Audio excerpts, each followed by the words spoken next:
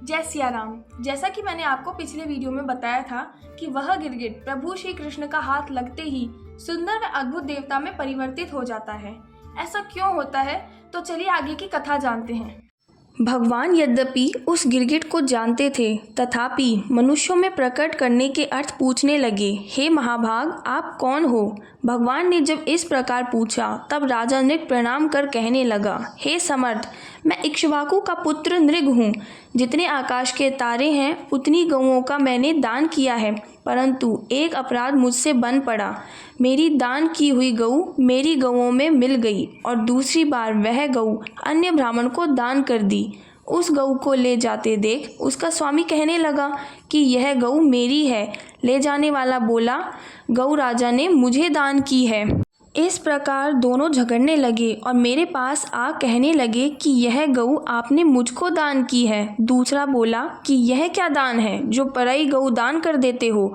उन दोनों का कथन सुन मुझे बड़ा भ्रम हुआ और धर्म संकट में पड़ उन दोनों से प्रार्थना करने लगा कि तुम में से एक इस गऊ को छोड़ दो। जो छोड़ देगा उसको मैं 1,00,000 गौएं दूंगा।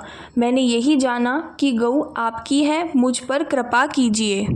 तब ब्राह्मण कहने लगा, हे राजा, मैं तेरा दान नहीं लेता। इस प्रकार कह गऊ का स्वामी चला गया और दूसरा बोला कि मैं भी इस गऊ के सिवाय दूसरी नहीं चाहता। इस प्रकार कह वह भी चला गया।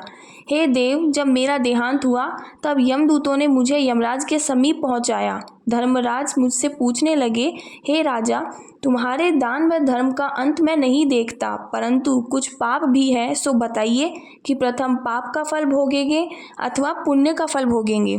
तब मैंने कहा, हे देव, प्रथम मैं अपना पाप भोगूंगा। यमराज जी बोले, गिरगिट की योनि में जाओ। इतना कहते ही मैं नीचे गिर पड़ा और अपने को गिरगिट की योनि में पाया। हे केशव, आपके दर्शनों की अभिलाषा मुझे अभी तक लग रही थी। हे नारायण, अब मैं स्वर्ग को जाता हूँ।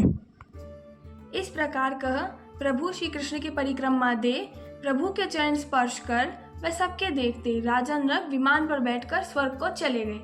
जय सिया राम।